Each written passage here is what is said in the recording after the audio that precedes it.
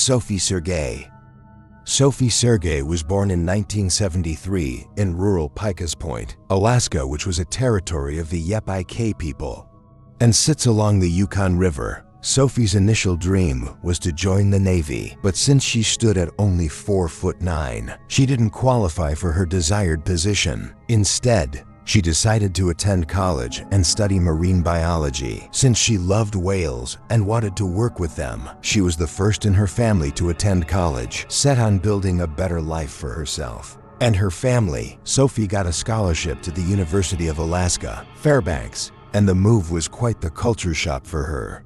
The university was a 5-hour flight from her village and much more urban than her hometown.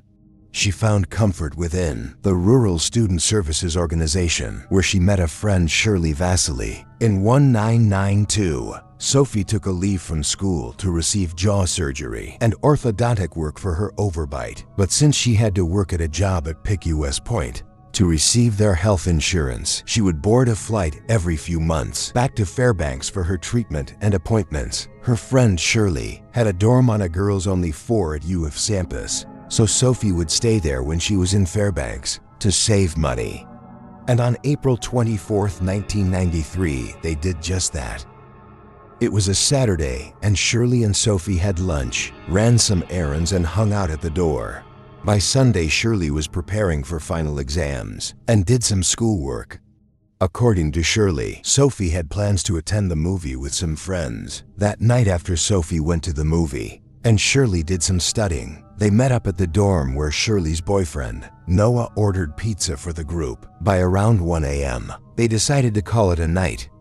As was usual when Sophie stayed over, Shirley gave her the dorm to herself while she stayed in Noah's dorm. Before Shirley and Noah left, Sophie asked if there was anywhere she could go to smoke a cigarette. That night it was below freezing, so Shirley told Sophie that she can go to the bathroom down the hall since it had vents to suck up the smoke. And with that, Shirley and Noah headed out.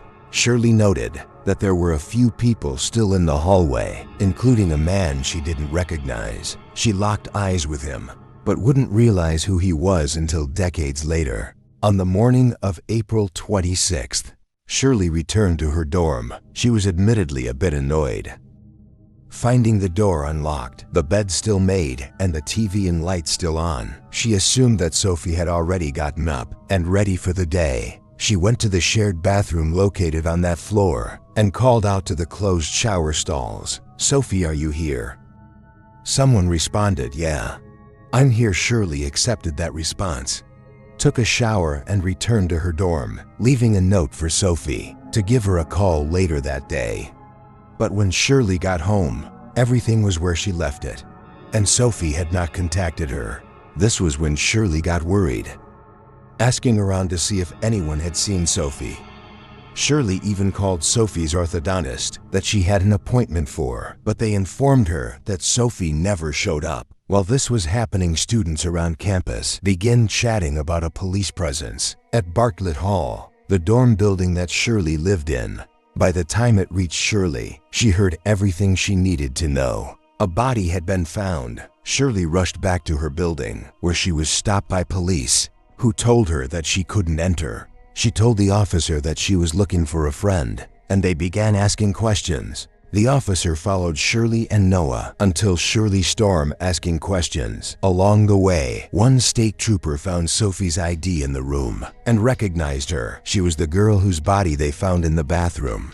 It was a female janitor who was cleaning the shower and bath area that discovered her body when police arrived. They noticed she had been badly injured, and a positioning of her clothing indicated that the crime was sexually motivated. Investigators began by interviewing everyone on the floor. Since Sophie's attack happened earlier in the hours of the morning, most students who were interviewed reported being in bed, therefore not seeing or hearing anything unusual. It was surprising that no one had witnessed a man exiting the bathroom on an all-female floor, which would certainly draw attention. But it turns out that wasn't all too unusual.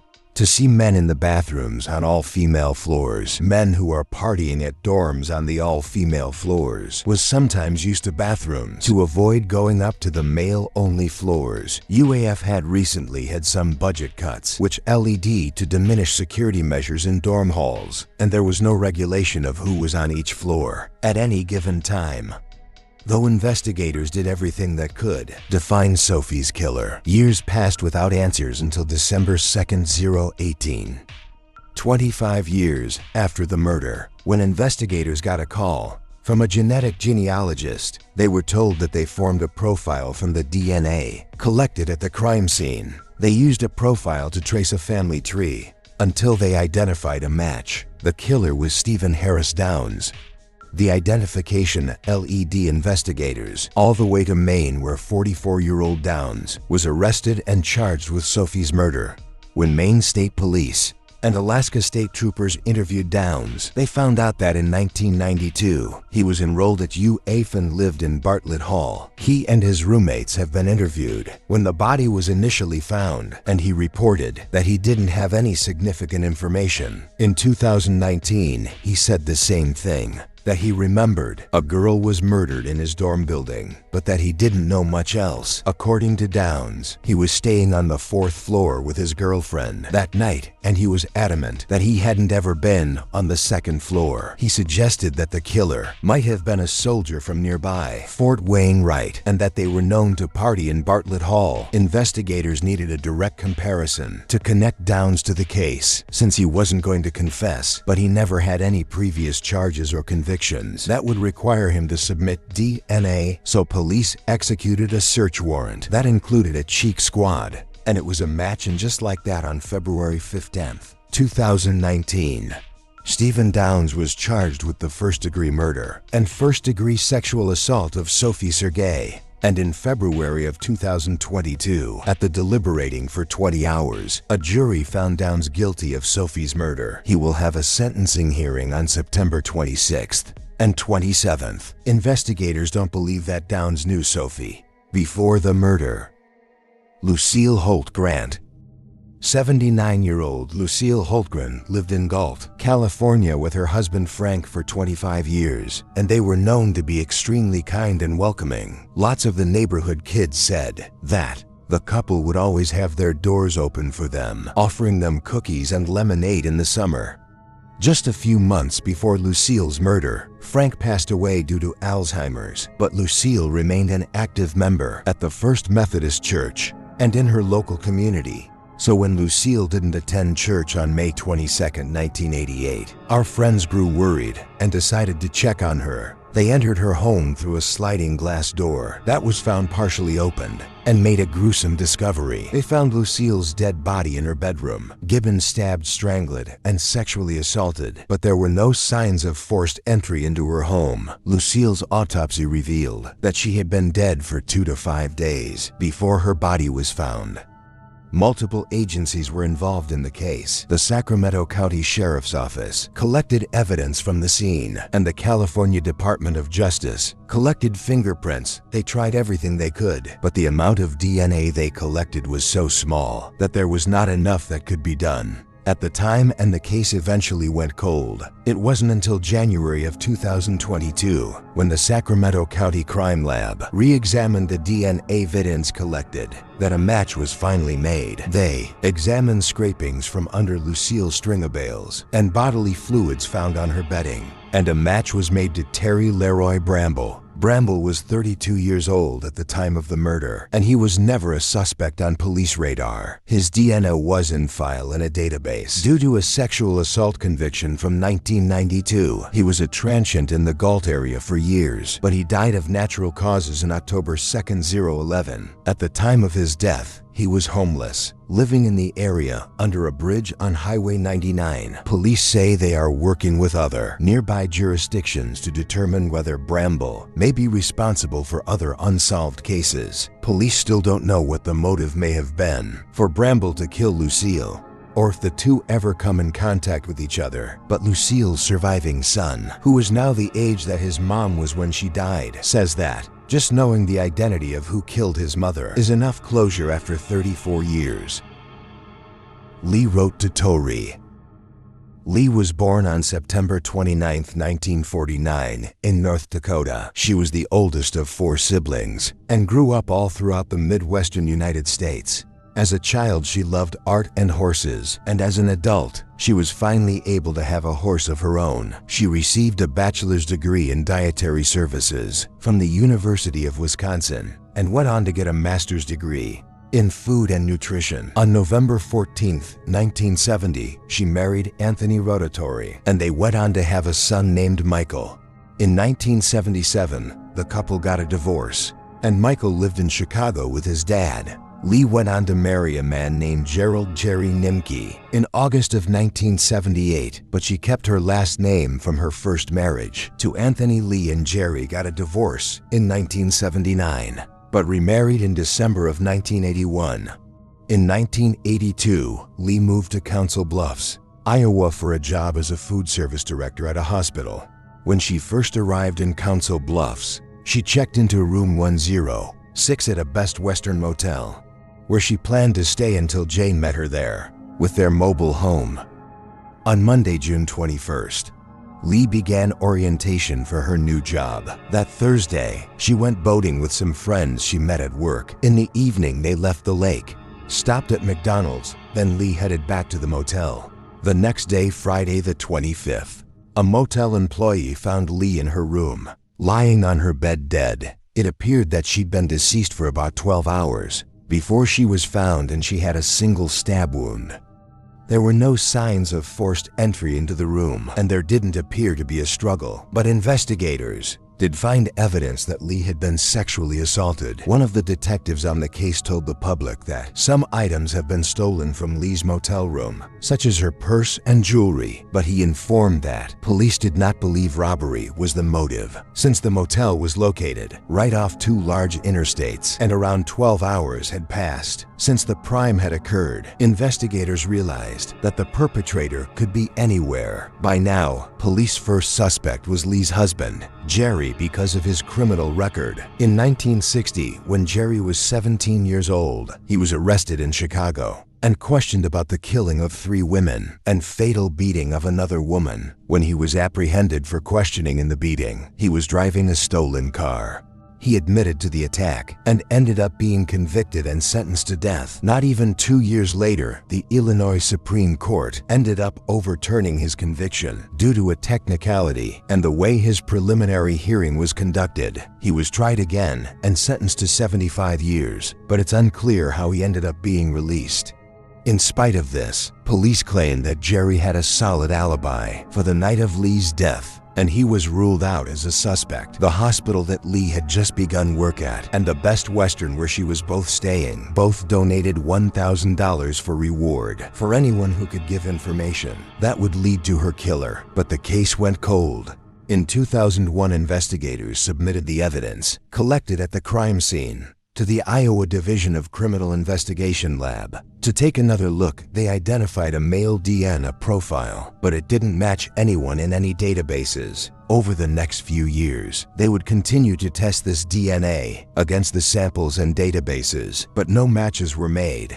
In 2018, Council Bluffs police submitted the DNA to Parabod, figuring that the only way they could solve the case after so many years would be through genetic genealogy. By early 2021, they had made a match to the DNA. It belonged to Thomas Freeman. Lab didn't analyze a sample from DNA from Freeman's daughter to confirm this, and they found that there was a parent-child relationship between the DNA from the crime scene and the DNA from Freeman's daughter. In the February of 2022, the Council Bluffs Police Department announced their findings only 4 months after Lee's death. 35-year-old Freeman's body was found in the shallow grave. In Illinois, it seemed that he had been there for about 3 months before he was discovered, and he has sustained multiple gunshot wounds. His killer was never identified, but police are reinvestigating it to see if has any potential connections to Lee's murder. Lee's husband Jerry died in 2019 before he ever found out who killed his wife. Lisa Fracassi. Lisa Fracassi was born in New Jersey in 1958, and she had dreams of becoming a nurse. One of her friends, Renee, told a news outlet. She was a caring person, like a nurse, who would sit for hours with people who needed help. In 1987, she was living in Fort Lauderdale, Florida, and working in a hospital.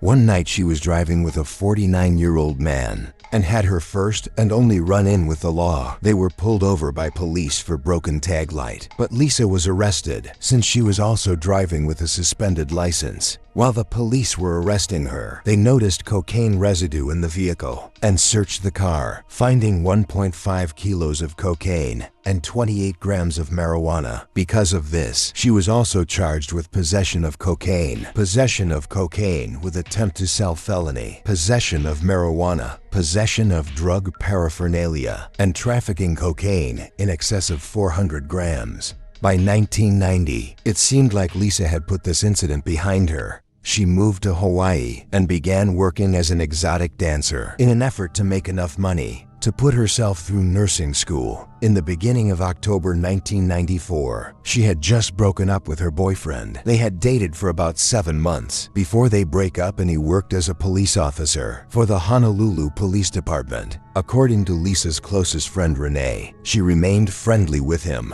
and it was by no means a bad breakup. By the end of the month, Lisa had started seeing someone new. On Wednesday, October 27th, Lisa didn't show up for work, and co-workers became worried, but she also doesn't show up the following Thursday and Friday. In an interview with police, Lisa's boss said that on Friday, she called him and told him that she was quitting, had plans to work for another club. But the next day, Saturday the 30th, she called him back and asked if she could come into work. She worked that night until 2 a.m., which would be the last time she was seen alive. She was scheduled to work Tuesday, but never showed up.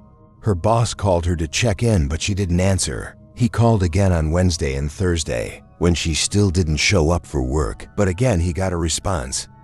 That Thursday, the housekeeper at the hotel Lisa was living in stopped by her room to drop off clean linens, but there was a "Do Not Disturb" sign hanging on her door handle. Hotel staff reported that they seen this sign on her door for days in a row at this point. Since that past Saturday, the housekeeper knocked on the door and received a response. Since the "Do Not Disturb" sign had been there so long, she entered the room. That's when she discovered Lisa's bruised body. The medical examiner determined that she had likely been deceased for 4 days when she was found and died as a result of strangulation. From there, investigators got to work to find her killer. Lisa's ex-boyfriend was given a polygraph test, which he passed. The police collected some evidence from the scene, and luckily just a year before, in 1993, Honolulu police began using a new, more effective method of storing DNA. But after a while, the case went cold. The next development wasn't until the year 2000, when John Eric Armstrong, a sailor in the Navy, was suspected of Lisa's murder. He had been linked to the deaths of some sex workers. In the 90s, when he was stationed around the country, the lead was promising, but he was ultimately ruled out as a suspect. The next development indicates happened in 2016, when the Honolulu Police Department set up a cold case unit called the Aioli Poignea Project, which means never forgotten. In March of 2020, HPD took another look at the fingerprints and DNA taken from the crime scene. They sent the DNA to Parabon Nano Labs to try and get a snapshot of what the perpetrator may look like based on his DNA when this happened. Well-known genetic genealogist C.C. Moore took a look at the case, and just like that, a DNA match was made. Cecil Trent was identified as a suspect.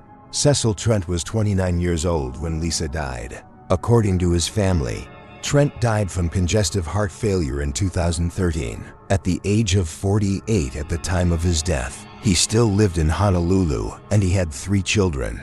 After he died, his fingerprints were taken, and they matched the ones found at the crime scene. After confirming by fingerprint match and DNA match, this case was considered solved in April of 2022.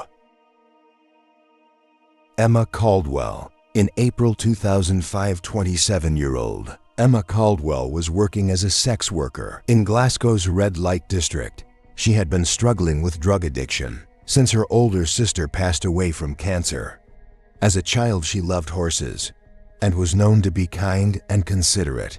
Her family called her Amy J., short for Emma Jane. She was last seen alive in the early morning hours of April 5th, and her loved ones reported her missing. 5 days later, on May 8th, her body was found in the woods, 40 miles from where she was last seen. She was found without clothes, and she had been strangled.